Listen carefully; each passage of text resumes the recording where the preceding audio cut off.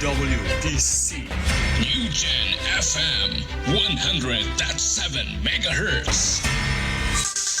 Sumasa himpapawid mula sa Barangay Fabrika, Bulan, Sorsogon, ang makabagong tunog ng radyo.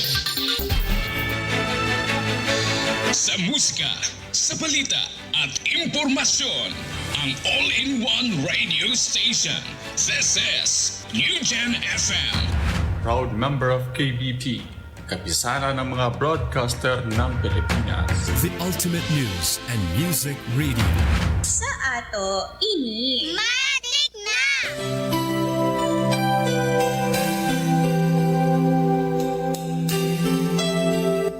Inihahandog ng United Pentecostal Church Bulan ang programang Si Jesus ang Buhay na Pag-asa.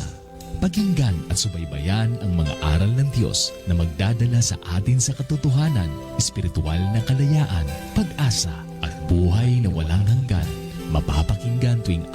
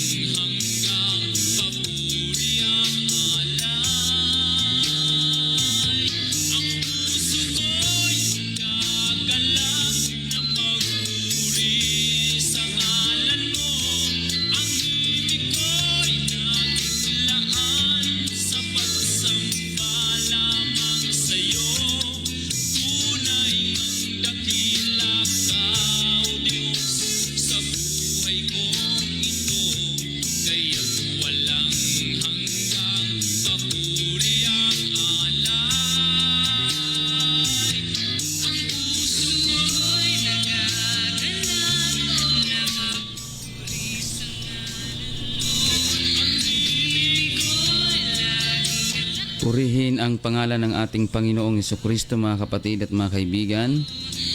Sa himig po na inyong napapakinggan ay muli pong sumasahimpapawid ang programang Si Jesus ang Buhay na Pag-asa. Amen. Kayo po ay nakikinig sa himpilan ng New Gen FM 100.7. Live po tayo dito po sa Barangay Fabrica, Bulan, Sorsogon. Sa pangalan po ng ating pong pastor, ako po ang inyong lingkod, Pastor Alfred Generalo ng United Pentecostal Church, Matnog, na inyo pong makakapili ngayon sa pagbabasa o sa pag-aaral ng salita ng ating pong Panginoon, mga kapatid. Purihin ang pangalan ng Panginoon. Nawa kayong lahat po ay nasa mabuting kalagayan ngayon sa pangalan ng ating pong Panginoon, mga kapatid. Amen. Saan man po kayo dako na lugar naroon. Amen. Sa lahat po ng mga taga-subaybay, sa lahat ng mga nakikinig. Amen. Saan man po kayo dako na lugar naroon sa buong probinsya ng Sorsogon at Masbate. Amen. Diyan po sa Ticao Island, diyan po mga kapatid sa Kapol at diyan po sa Samar. Amen. Sa lahat po ng mga nakikinig ngayon, maraming salamat po sa inyong pagsubaybay. Pagpalain po kayong lahat ng atin pong Panginoon, mga kapatid. Salamat sa Diyos, mga kapatid, na bagamat kagabi ay mayroong pagtuga ang bulkang Bulusan. Salamat sa Diyos na hindi gaanong malala, mga kapatid, ang nangyari. Kaya salamat sa Diyos pa rin, mga kapatid. Patuloy po tayong mag-iingat at patuloy tayong manalangin sa atin pong Panginoon na tayo'y gabayan at proteksyonan ng ating Panginoon. Nawa kayong lahat ay nasa mabuting kalagayan ngayon, lalo na sa mga affected areas, mga kapatid, na talagang tinamaan ng pagtuga ng bulkan. Yung mga nagkaroon ng yung mga daanan ng ashfall, mga kapatid, nawa kayong lahat po ay nasa mabuting kalagayan ngayon sa pangalan ng ating Panginoon. Pagbati po sa lahat ng atin pong mga kapatiran, sa lahat ng atin pong mga taga-subaybay. Amen. Dito po sa bayan ng Bulan.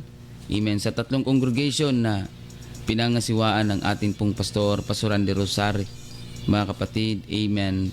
Sa congregation po dyan sa Iquirino, dyan po sa Magsaysay at maging dito po sa sentro ng Bulan.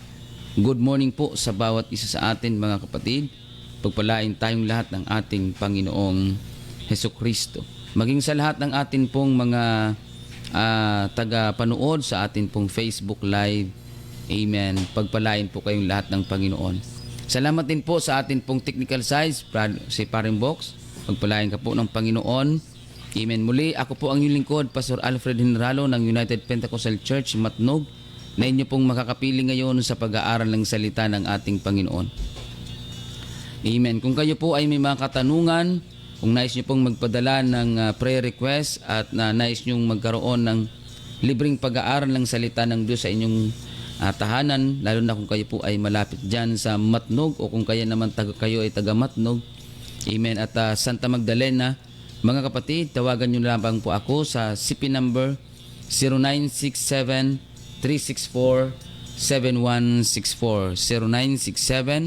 0967-364-7164. Good morning po sa lahat ng atin pong taga-subaybay, taga-panood sa Facebook Live, mga kapatid. Sister April Santos, good morning. Amen. And Sister Divine Espela Guyal, good morning po. Pagpalain kayo ng Panginoon.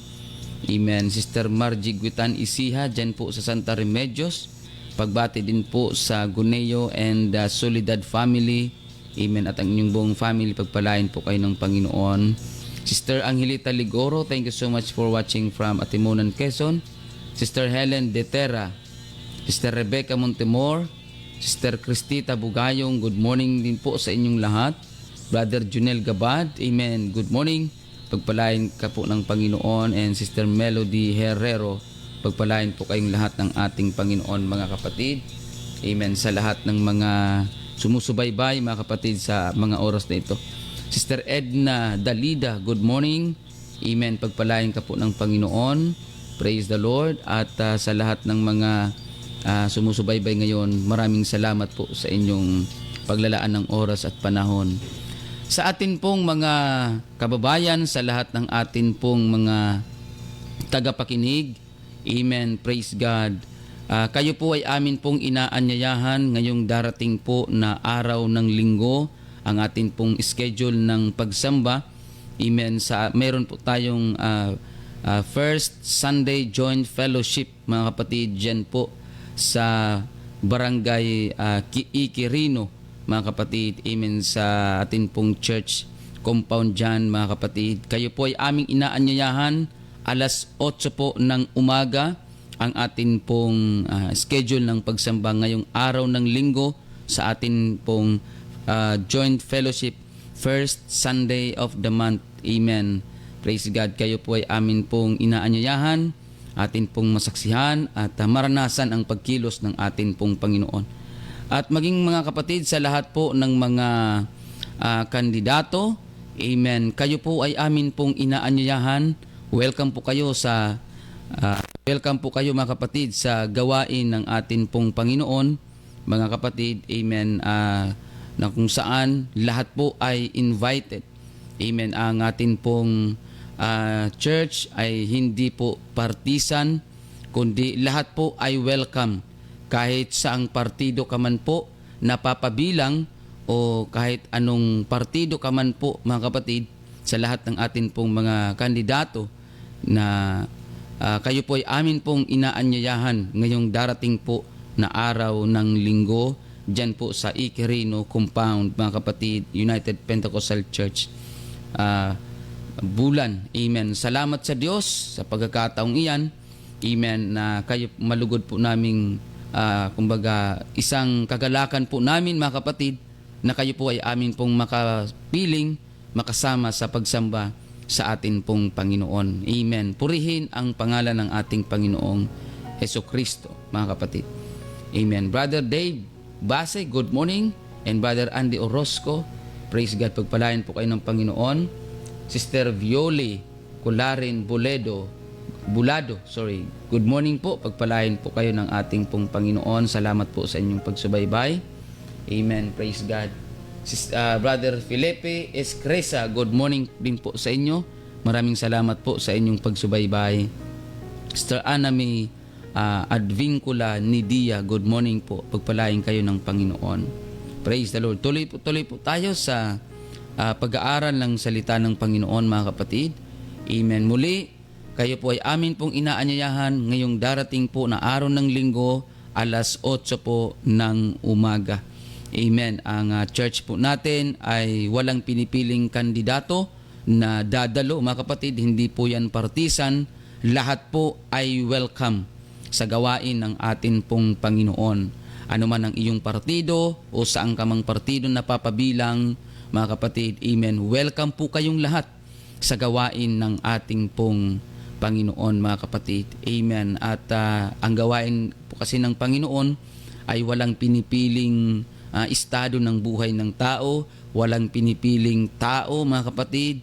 Amen. Anuman ang ating mga kalagayan, anuman ang ating mga posisyon sa lipunan, mga kapatid, lahat po tayo ay welcome sa gawain ng ating Panginoon, mga kapatid. Sister Marilyn Wagas Ayok, good morning. Pagpalain po kayo ng ating Panginoon.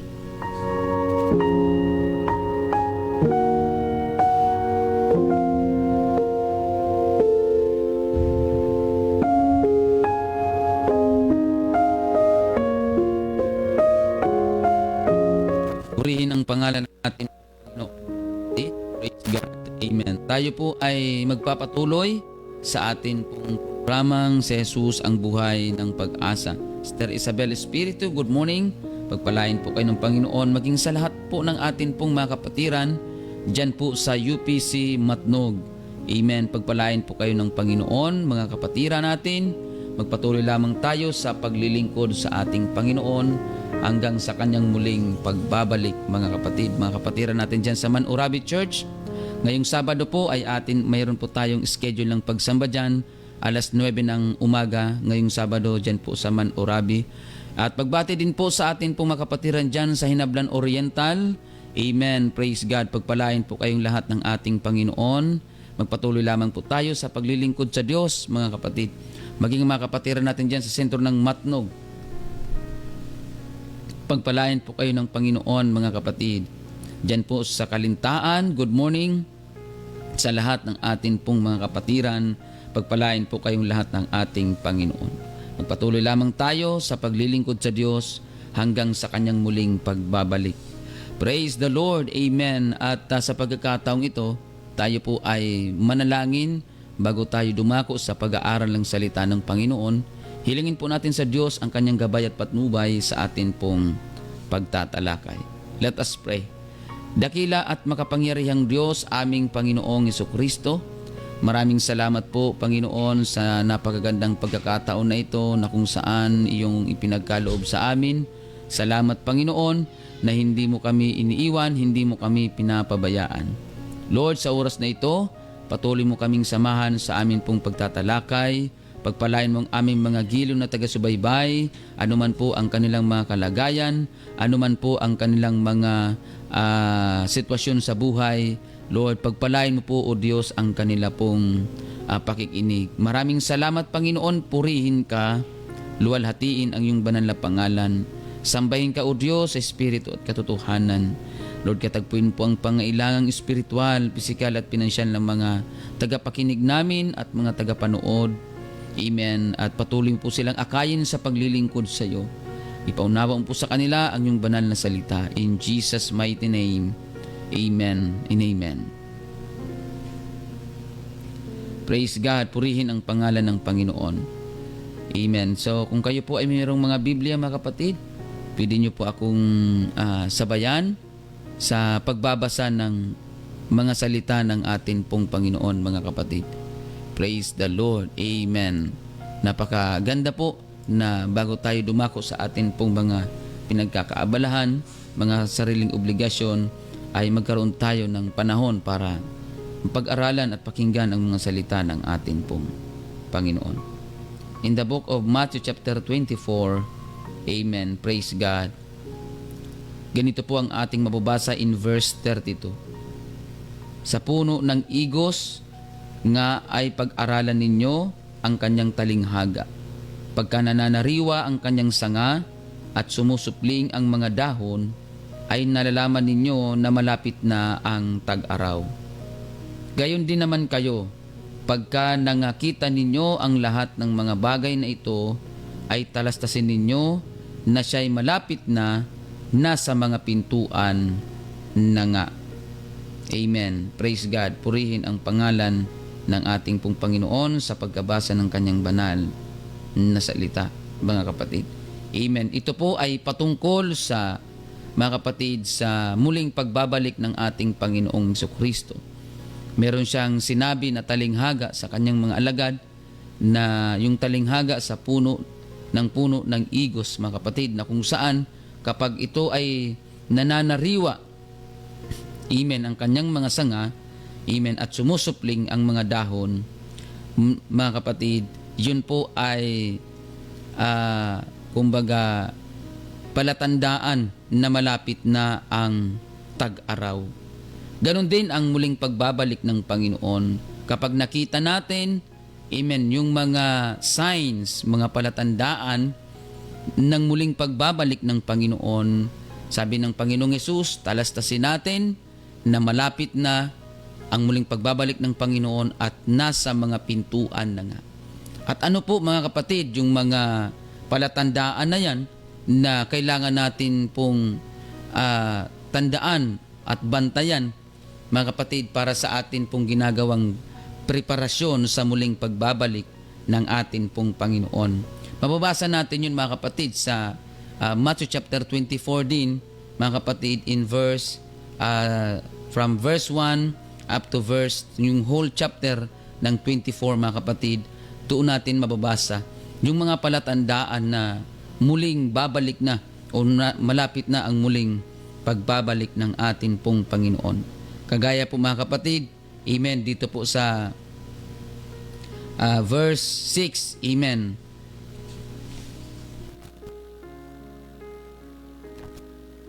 Kaya po dito, mga kapatid, sa verse 6,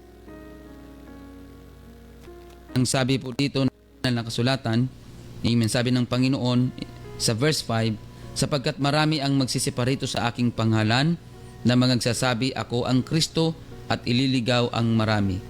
At mga kakarinig kayo ng mga digmaan at mga alingaw-ngaw ng mga digmaan. Ingatan ninyo na huwag kayong magulumihanan, sapagkat kinakailangang ito'y mangyari, datapat hindi pa ang wakas. Sapagkat magsisitindig ang bansa laban sa bansa at ang kaharian laban sa kaharian at magkakagutom at lilindol sa iba't ibang dako. Mga kapatid, datapot ang lahat ng mga bagay na ito ay siyang pasimula ng kahirapan. So mga kapatid, amen, praise God, hindi po lingid sa atin pong mga kaalaman na yung mga bagay na ito na binanggit ng atin pong Panginoong Jesucristo. Amen. Palatandaan na siya ay na malapit ng kanyang muling pagbabalik. Mga kapatid, nakikita nating maliwanag na maliwanag. Amen. Sa panahon ngayon, nakikita natin na nangyayari na po ang mga bagay na ito. Mga pangyayaring hindi pangkaraniwan at marahil mga pangyayari na ngayon pa lang natin nasasaksihan. Mga kapatid, amen. So bago pa man yan mangyari, amen, magkakaroon ng lindol, magkakaroon ng sakuna, magkakagutom. Mga kapatid, may mga alingaw-ngaw ng digmaan. Amen. May mga digmaan. Praise God. Yan po ay nakikita natin.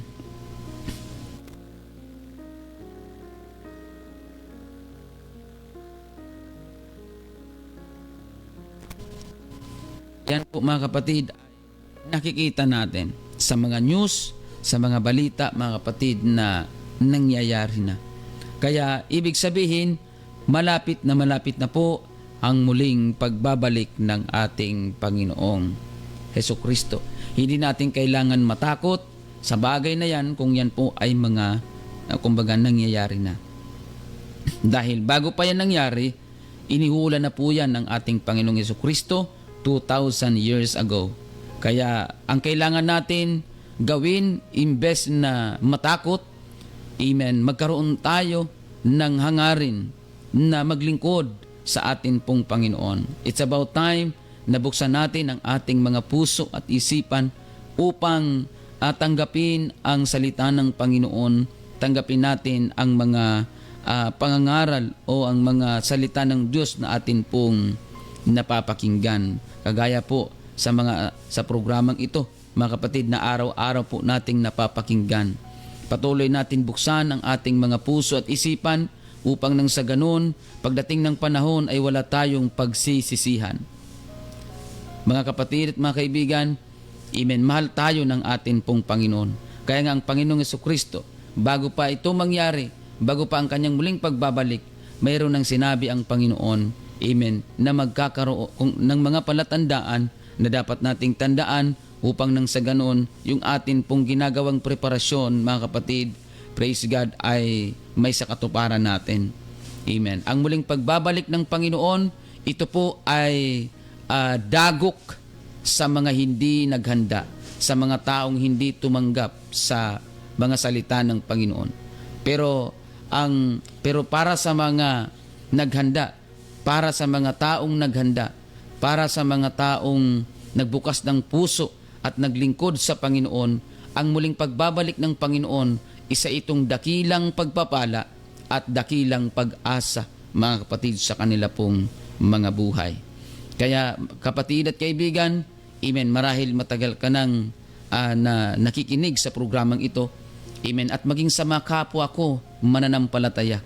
Ito yung panahon na kailangan nating seryosuhin ang paglilingkod sa atin pong Panginoon, mga kapatid. Praise God. Kaya, amen, lagi nating tandaan ang mga bagay na dapat nating gawin habang tayo po ay naghihintay sa muling pagbabalik ng ating Panginoong Jesucristo. Mga kapatid, una na dyan na kailangan nating tandaan sa mga kapwa ko mananampalataya, sa mga hindi pa mananampalataya. Amen. Praise God. Patuloy nating tanggapin ang salita ng atin pong Panginoon. Sa mga kapwa ko mananampalataya o sa mga hindi pa mananampalataya, tanggapin natin ang salita ng Panginoon. Buksan natin ang ating mga puso at isipan. Yakapin natin ang salita ni Kristo. At isapamuhay natin, sundin natin, sapagkat yan po ay para sa atin. Sa mga kapwa ko mananampalataya, amen, praise God, magkaroon tayo ng hangarin, amen, burden at desire na magkaroon ng panahon lagi sa pananalangin at sa pagbabasa ng mga salita ng atin pong Panginoon. Isa sa mapanganib na nangyayari ngayon sa panahong ito, amen, ay ang technology na kung saan umaagaw sa mga attention ng mga Kristiyano, umaagaw sa attention ng mga tao, amen, praise God, para sa salita ng atin pong Panginoon. Isa sa dahilan kung bakit, amen, nawawala na ng gana ang mga tao na magbasa ng salita ng Diyos, magbasa ng Biblia, sapagkat, amen, nandyan ang technology. Mas nag-e-enjoy sila sa gadgets, mas nag-e-enjoy sila, mga kapatid, sa pagbababad sa mga gadget, mga kapatid. Hindi po masama, mga kapatid, ang gumamit niyan, mga kapatid. Pero kahit anumang bagay, amen, kapag yan ay nasubrahan, yan po ay nakakasama. Kahit nga ang pagkain, mga kapatid, ang pagkain, kahit gaano yan kasustansya, kahit gaano yan kasarap, kapag nasubrahan ka sa pagkain, mga kapatid, ikasasama ng kalusugan at ng katawan mo yan. Anumang bagay na maganda o anumang bagay dito sa mundo, kapag ikaw ay nasubrahan, ikasasama at ikapapahamak mo yan, kapatid at kaibigan. Amen. Praise God. Kaya patuloy natin buksan at patuloy tayong lumago sa paglilingkod sa Panginoon sa pamamagitan ng pagbabasa ng salita ng Diyos at sa pananalangin. Amen. Praise God. Kaya nga, ang sabi ng 2 Peter chapter 3 verse 18, datapat magsilago kayo sa biyaya at sa pagkakilala sa ating Panginoon at tagapagligtas na si Jesucristo. Amen. Praise God. Sumakanya nawa ang kaluwalhatian ngayon at magpakailanman siya nawa. So mga kapatid, mayroong utos, praise God, ang Biblia sa pamamagitan ng sulat ni Apostol Pedro, na tayong lahat ay magsilago sa pagkakilala sa ating Panginoong Hesukristo na ating tagapagligtas. Magsilago tayo, mga kapatid, sa pagkakilala sa Kanya. Amen. Sa pamamagitan ng pagbabasa ng Biblia, sapagkat sa Biblia doon natin mababasa ang buhay at ang mga bagay na ginawa ng ating Panginoong Hesukristo. Hindi natin, mga kapatid, makikilala, amen, hindi lalago ang ating pagkakilala sa ating Panginoong Hesukristo sa pamamagitan ng mga bagay dito sa mundo. Lalago lamang tayo sa pagkakilala natin sa ating Panginoong Hesukristo sa pamamagitan ng ating pagbabasa ng Kanyang banal na salita. Philippians chapter 2 verse 12, kaya nga mga minamahal ko, kung paano ang inyong laging pagsunod na hindi lamang sa harapan ko, kundi bagkus pa ngayong ako'y wala, ay lubusin ninyo ang gawain ng inyong sariling pagkaligtas na may takot at panginginig. Work out your own salvation, mga kapatid. Praise God. So, merong utos ang banal na kasulatan. Amen. Praise God, sa pamamagitan ng sulat ni Apostol Pablo na lumago tayo. Amen. At trabahuin natin. Amen. Ang kaligtasan na ipinagkakaloob ng Diyos sa atin. Kapatid at kaibigan, ang salita ng Diyos ay napakahalaga sa buhay natin. Dito tayo tuturuan ng Diyos at dito tayo palalaguin at pagpapalain ng ating Panginoon. Mga kapatid, huwag tayong masapatan at makampante na meron tayong alam sa banal na kasulatan. Mga kapatid, sabi nga, lagi nga natin napapakinggan, mga kapatid, na little knowledge is dangerous, mga kapatid. Mahirap po kapag kaunti lang ang kaalaman. Meron ka ng kaalaman, kailangan mo pang dagdagan at palaguin, mga kapatid, ang iyong kaalaman tungkol sa mga salita ng ating Panginoon. Patuloy nating pakahangarin ang pagbabasa ng salita ng Diyos at ang pakikinig ng mga salita ng Diyos. Mga kapatid, huwag tayo masyadong magbabad sa mga bagay na umaagaw ng ating atensyon sa mga salita at sa kalooban ng ating pong Panginoon. Amen. Magkaroon tayo, mga kapatid, ng self-awareness sa lahat ng atin pong mga ginagawa. Magkaroon tayo, mga kapatid, amen, ng realization sa atin pong mga buhay sa lahat ng atin pong mga ginagawa sa mundong ito.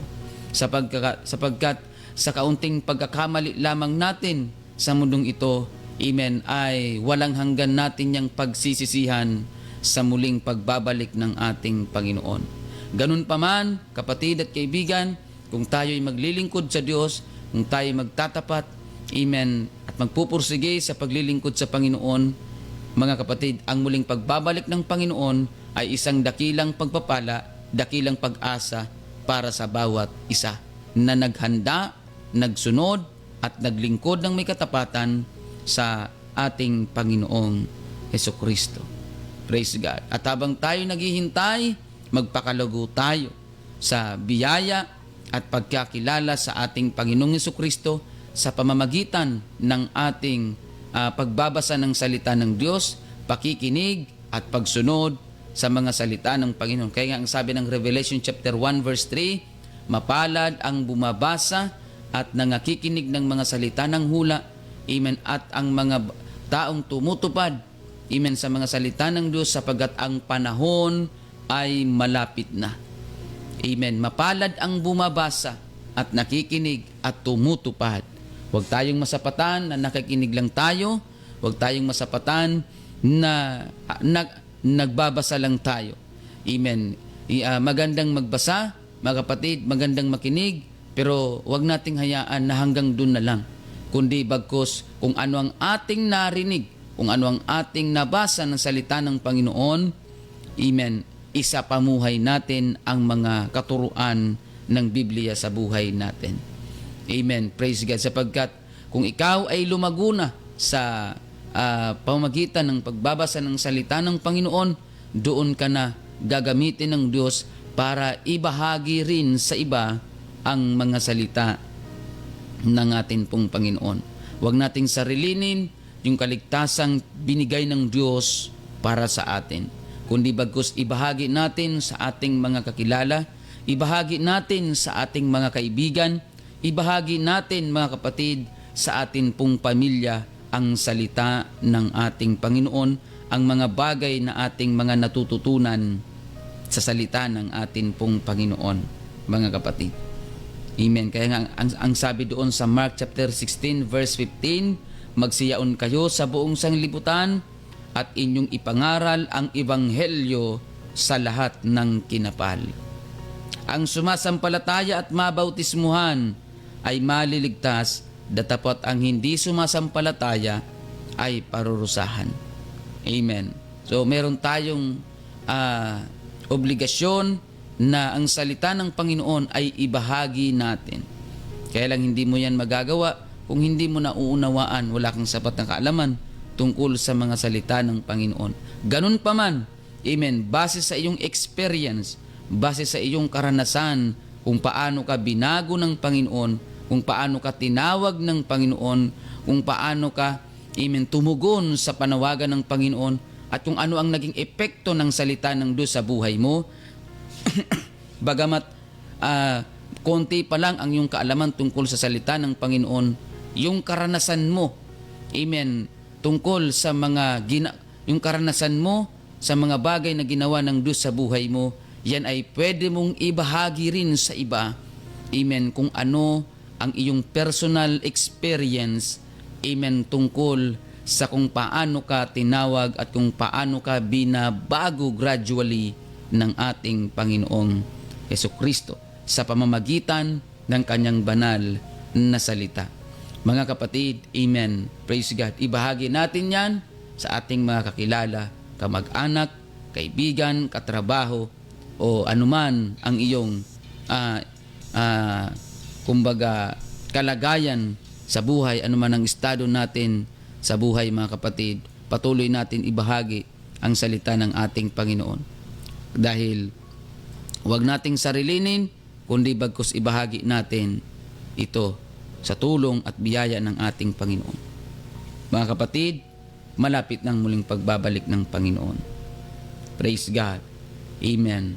Patuloy nating yakapin ang salita ng Panginoon. Ibahagi natin ito.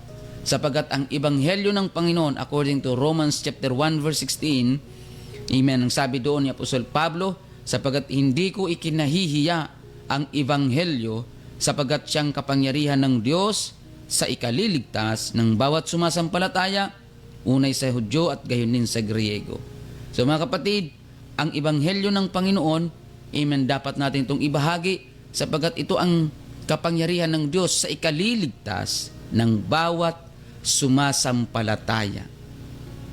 Mga kapatid, kaya kung nais natin ang ating pamilya, ang ating mga kamag-anak, ang ating pong mga kaibigan, katrabaho, kakilala, mga kapatid, kung nais natin na sila rin ay magtamo ng kaligtasan, ibahagi rin natin sa kanila yung salita ng Panginoon na yung biyaya ng Panginoon na natanggap natin galing sa Panginoon. Amen. At habang ikaw ay nagbabahagi ng mga salita ng Diyos, amen, patuloy nating pagsumikapan na tayo po ay mabuhay o mamuhay, mga kapatid, amen, sa kabanalan, sa pagsunod, sa kalooban ng ating pong Panginoon. Sapagat ang sabi ng Biblia, without holiness, mga kapatid, no man shall see the Lord, mga kapatid. Amen. Kung walang kabanalan, mga kapatid, ay walang makakakita sa Panginoon. Kailangan natin mamuhay ng may kabanalan. In 1 John chapter 3 verse 18, mumuntikong mga anak, huwag tayong magsiibig ng salita, ni ng dila man, kundi ng gawa at katotohanan. Dito ay makikilala nating tayo'y sa katotohanan at papanatagin natin ang ating mga puso sa harapan niya. So mga kapatid, huwag lang tayo umibig sa salita at sa dila, kundi bagkus patuloy natin ibigin sa pamamagitan ng gawa at katotohanan. Ibig sabihin, huwag tayong masapatan na napapakinggan lang natin ang salita ng Diyos at nababasa lang natin, kundi bagkus isapamuhay din natin kung ano yung mga bagay na natututunan natin sa mga salita, galing sa mga salita ng ating Panginoon.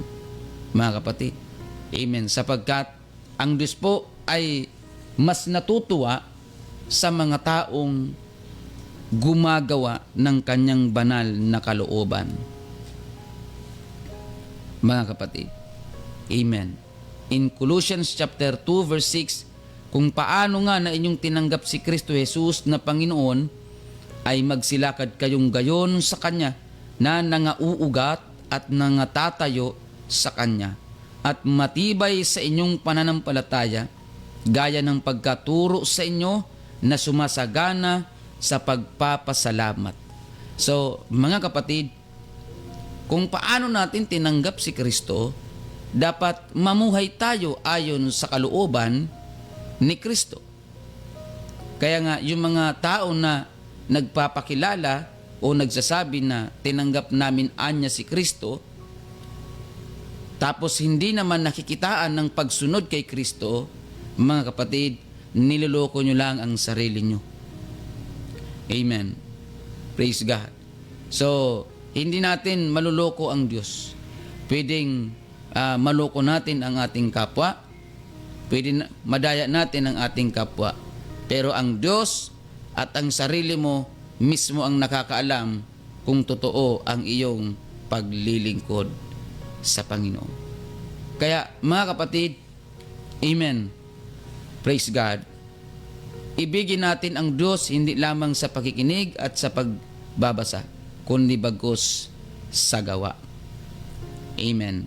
Kaya kung paanong tinanggap natin si Kristo, magsilakad tayong gayon sa Kanya na nangauugat at nangatatayo sa Kanya. Amen. So, hindi tayo mga kapatid, hindi natin magagawang mag-ugat at tumayo sa ating Panginoon kung hindi natin gagawin ang mga salita ng ating Panginoon. Amen.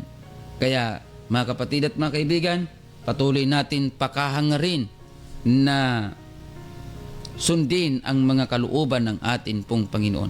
Sapagkat ang kaligtasan po sa muling pagbabalik ng Panginoon sa paghuhukom, mga kapatid, amen, hindi po nakabase ang kaligtasan sa relihiyon, sa mga relihiyon at sekta at denominasyon na iyong kinabibilangan. Wala pong sekta, denominasyon at relihiyon na magliligtas sa tao. Mga kapatid, ang sinabi ng Panginoon, ang sumasampalataya at mabautismuhan ay maliligtas. At yung paano natin tinanggap si Kristo, magsilakad tayo ayon sa kalooban ng ating Panginoong Hesukristo. Mga kapatid, 2 Corinthians chapter 13 verse 5, siyasatin ninyo ang inyong sarili kung kayo'y nangasa pananampalataya. Subukin ninyo ang inyong sarili, hindi baga ninyo nalalaman sa ganang inyong sarili na si Hesukristo ay nasa inyo, maliban na nga kung kayo'y itinakwil na.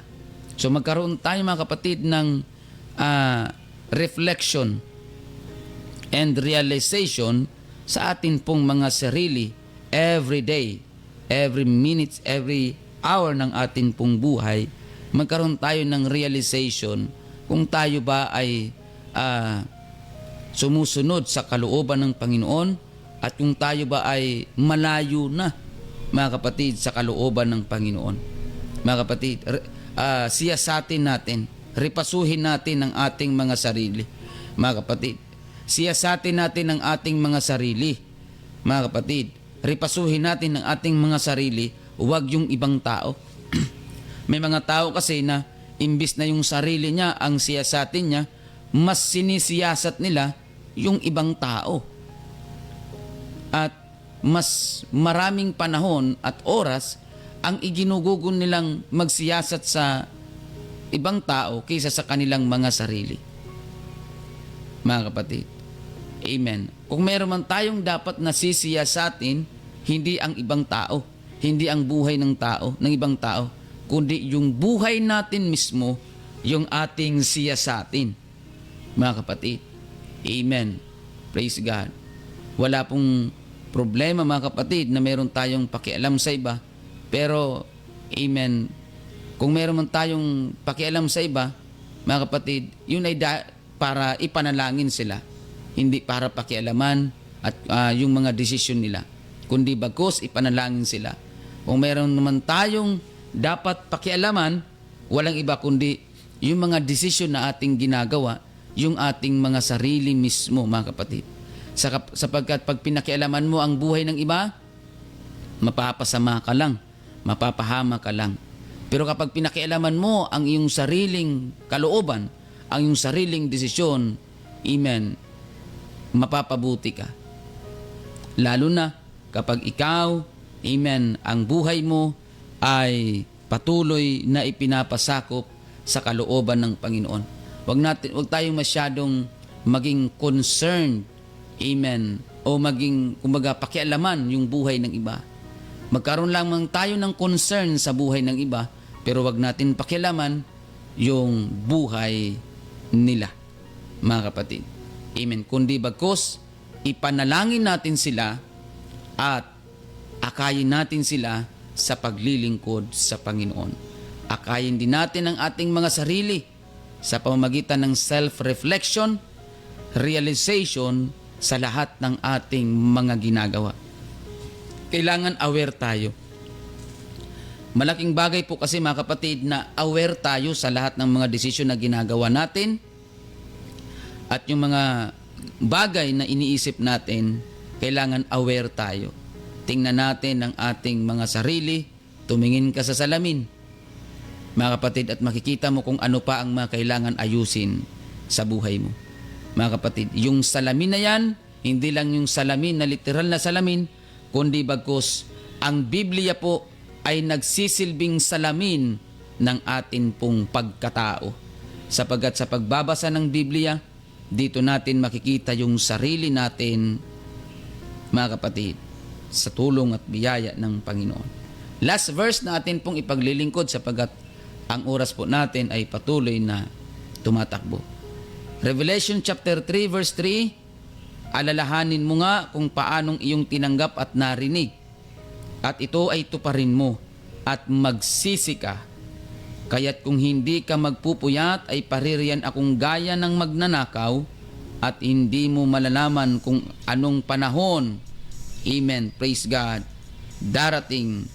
Hindi mo malalaman kung anong panahon, paririyan ako sa iyo. Kapatid at kaibigan, amen. Praise God.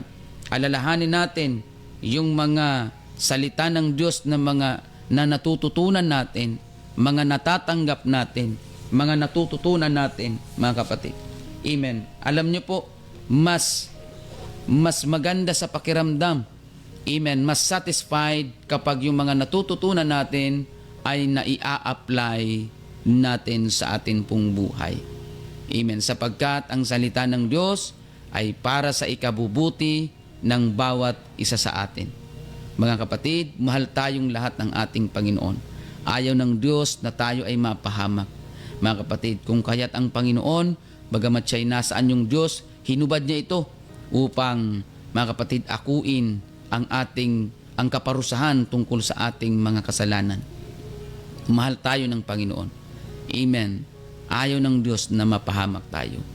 Bigyan natin ng pansin, bigyan natin ng pagpapahalaga ang mga salita ng Diyos sa buhay natin.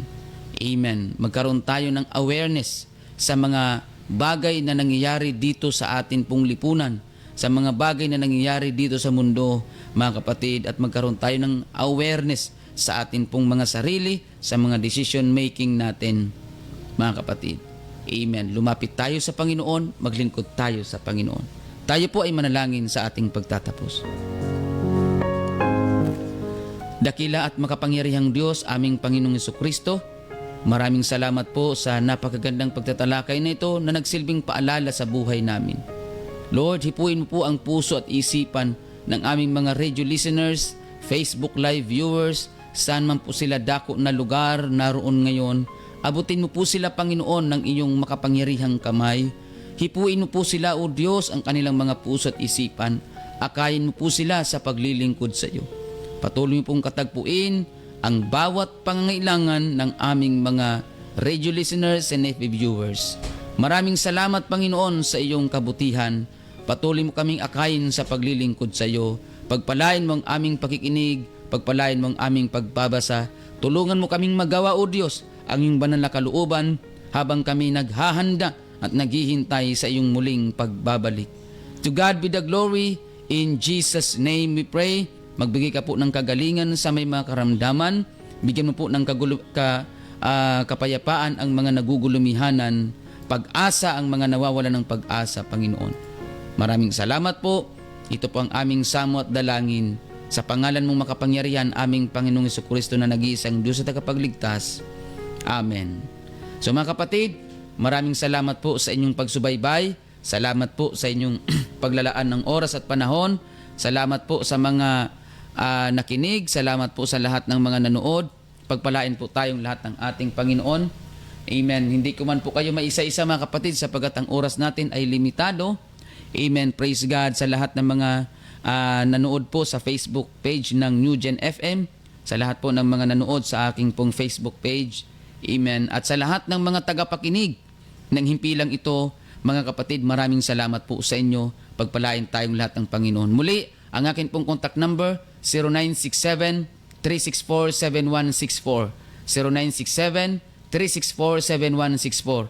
At amin pong inaanyayahan lahat po ng atin pong mga candidates, mga kapatid.